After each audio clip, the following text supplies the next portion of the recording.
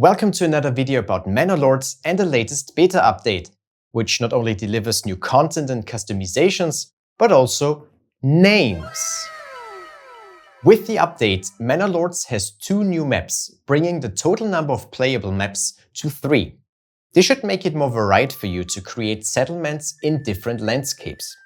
While the map that was already available for the early access release features a flat landscape with a small stream, one of the new maps offers a mountain valley and the other a river landscape. These new maps marked the start of a small naming offensive, as new maps also meant new regions and therefore new names for this region. At the same time, the regions on the early access release map were renamed some time ago, but this has not yet been included in the game, but is now also available with the beta update. This means that you now have to deal with a total of 19 predefined names, 17 of which are new and were created by me. Which is why I'm so excited, because I've spent many hours coming up with 17 or 16 ingenious names, each of which tells its own story, until you probably make better names for yourselves. Anyway, why is this so special to me and why am I making a video about this admittedly very small content innovation? As you know, Manor Lords follows a special historicizing approach. If you haven't seen my video about it yet, follow the link that is now displayed in the upper right corner in the video. Briefly summarized, Manor Lords wants to create a game world that seems believable to you and creates immersion. A lot of things you can perceive in the game is based on historical knowledge and the material culture of the late 14th century. As Manor Lords is set in a fictional area of Franconia, it is therefore necessary to find names for the regions that seem appropriate for the time and the region. And this is where I came in, trying to find such coherent names. And believe me, it really isn't easy, because there were a few important points to consider. As I just mentioned, Manor Lords is set in a fictional area, so it was important to find names that were equally fictional. How often have I found a name that I immediately liked, only to realize that such a place actually exists? In order to be coherent, the names must also make sense for the time and region to be depicted. Waldbrand, as a region on the early access map has been called so far, makes little sense. I'll explain why shortly. This means that I had to deal with a lot of toponymy, the research of place names. An oikonym, a settlement name, ultimately developed on the basis of various principles, which are also known as naming motifs. To do this, it was necessary to familiarize myself with the topography of each individual region on the map and to create a kind of story for each region. This means that the names you now find on the 3 maps are more like so-called field names and not settlement names. After all, it is us players who build settlements there. And for this reason, many German language names that we are familiar with today and seem normal to us are not suitable for naming these areas. Name suffixes, so endings such as Hof, Dorf, Burg, Hausen, Hafen, Kirch, Kirchen, Stadt, Städt, and so on, refer to settlement activities that are not present at the start of a Manor Lords run, because the map is empty. The same applies to suffixes that refer to agricultural use that has already taken place, such as Brand, Hude, or Wald. There is no evidence of such use on the maps either, which is why a multiple use of these suffixes would not fit. And finally, there is a third reason why special suffixes are not used. For reasons of, let's call it the language barrier. There are endings that work perfectly well in German, but can be rather difficult in other languages, especially in English. For example, Wang or Wand. Yeah.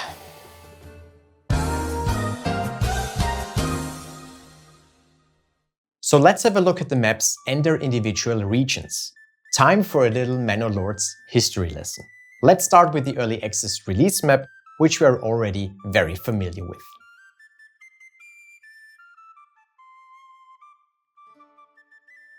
Nusslohe remained in the top left-hand corner. The name is made up of Nuss and the suffix Lohe. Nuss means nut and refers to the abundance of trees and shrubs that produce nuts, walnut for example. Lohe is the name for a sparse growth. Nusslohe is therefore an area that is known for its nut supply and is quite accessible. The area which was previously called Immenreuth now bears the name Hagensteig. Reuth would have indicated a cleared woodland, but we cannot perceive something like this because the area is actually densely forested. In addition, Immenreuth actually exists. On the other hand, Steig refers to a path leading to a hill. If you look at the region, you can see that parts of it are higher than the rest of the landscape. A Hag, which has nothing to do with witches or other negative attributions, was the name given to a fenced-in area that could have been also used for hunting, for example. However, this is not what is meant in this case, but is to be understood in the sense of densely overgrown bushes. So, Hagensteig is known as a densely overgrown hill. Like Nusslohe, Eichenhau was also allowed to keep its name. The name is made up of Eiche, which means oak, and the suffix hau. This means that this area is known for its oak wood and that trees are occasionally felled there, but not on a large scale. At least until we players show up and do what the people of the Middle Ages were very good at: logging. But, well, we're still very good at it today. The area that was previously called Zweiau now bears the name Schenfurt. Both Zwei and the suffix au would have made sense in the context of a field name, but this area has a special topographical feature that can definitely be used for the name: a ford. In other words, a way to cross the stream more easily. Schen was inspired by the early New High German term Schien and the Middle High German term Schien. The former stands for a narrow metal or wooden plate or strip, for example a kind of rail, so possibly elements that were once laid down at this point to make it easier to get to the other side of the river. Or Schien in the sense of bright, radiant or shining, so a nice place to cross the stream. So it's entirely up to you how to interpret this name. The name of the stream, although it is not visible on the map, is Eiberbach. In other words, the stream is called Eiber. There is no specific template for Eiber, but the area through which the stream flows is called Am Eiberbach. In other words, the area that lies at the Eiberbach. The area was previously called Goldhof, however, as there is no farm to be found there, the name had to be dropped. In the top right-hand corner is the area of Wirnitz, as a replacement for Hofstetten, which would also indicate a settlement. Something special was tried out with the name Wirnitz. It refers to the so-called Bavaria Slavica, a settlement area in which Slavic settlers established themselves from the 8th to the 10th century. Some of the villages in today's Franconia show a connection to this period, which is why we didn't want to miss out on the opportunity to choose such a name. However, this does not mean that such Slavs must have lived in Wirnitz, but that they have shaped the area by name. This is why the name is made up of vir or vir and the suffix its, which is common for Slavic-influenced area names. Vir in turn stands for spring, thus referring to water resources. And if we look at the area, we can see that the Eiberbach emerges in this area. At the time of the video recording, the stream was flowing in the wrong direction, but this is to be changed. I would like to take this opportunity to thank Professor Dr. Andreas Leben from the Institute for Slavic Studies at the University of Graz, who was able to provide me with valuable information for finding the name. The area that was previously called Selbitz was also intended to visualize the Slavic settler activity in Franconia. The only problem was that Selbitz actually exists, which is why the name had to be dropped. Boswies is now located there instead. The name is made up of the word bos, meaning bad or evil, and the suffix wies, meaning meadow.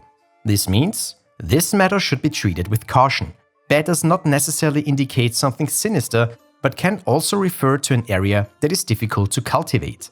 It is known as a meadow because about a quarter of the area is not forest, but a meadow. Again, it is up to you to interpret this. Maybe you have an idea why the meadow is called evil. Let me know in the comments. Last but not least, let's talk about the area in the middle of the map, which was previously called Waldbrand. A highly unusual and not very meaningful name. Both Wald and Brand would indicate clearing. Although this can be assumed for this area, the combination of the two words make little sense. However, the area has a special feature. It is the only area that has remains of an older settlement. We find a collapsed mill and other buildings there. The path that explicitly leads there tells us that people once lived there. But why are there no people living there now? Perhaps something happened there that had led to the end of the settlement continuity. Or perhaps the land was simply not productive, which led the settlement being abandoned. Whatever it really was, from then on, the area was simply called Leidenfeld, as it was said that the former inhabitants did not have an easy life there. Leiden means to suffer, and the suffix Feld refers to a non-forested area or field used for agriculture.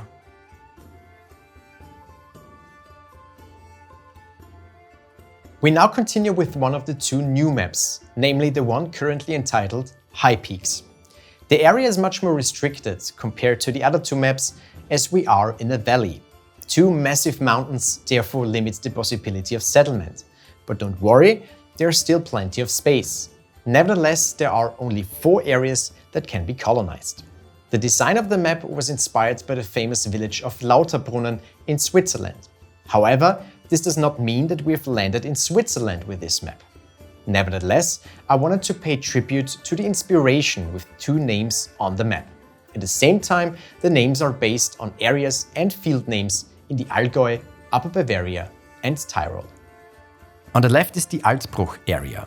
The suffix Bruch can refer to clearings where soil has been broken up. In our case, however, it is a description of a swamp or a moor landscape that is forested.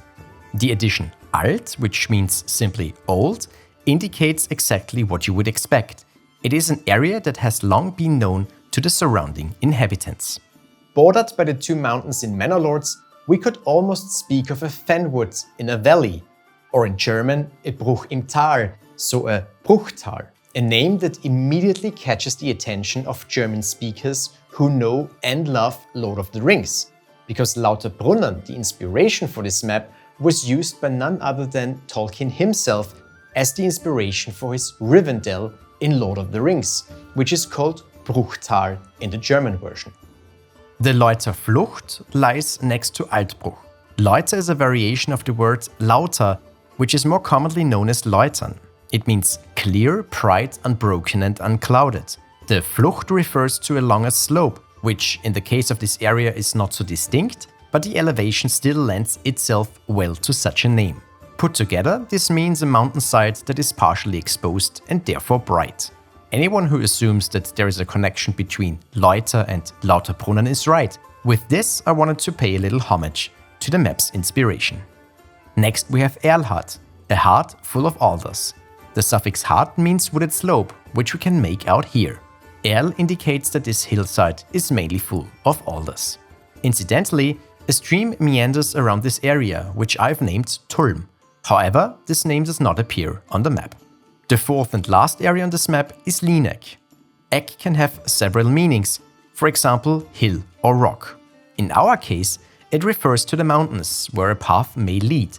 It is therefore the area known for helping to reach the summits. The Lien in the name could mean several things. The early New High German Liene stands for beam, railing or leaning, and could therefore be related to the path to the mountains. Furthermore, Liene stands for an adult female wild boar. Perhaps we should first see what's running around in the woods before we settle there.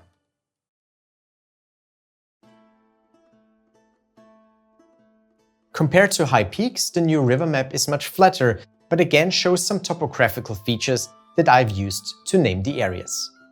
Wildfeld is in the top left corner. Props at this point to Prime Minister Sinister, who had the idea for this name.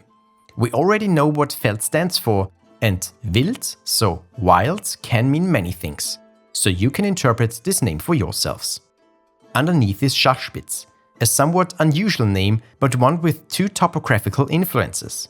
Schach can either be at the beginning of a name or serve as a suffix and indicates a shrub forest that runs alongside a river. The Spitz, or taper, can be easily seen from a bird's eye view, but can also be identified at ground level. It is therefore the area that contains the shrub forest along the river that forms a pointy landmass. Both areas border on Tausendbruck, which points out the special feature of this map.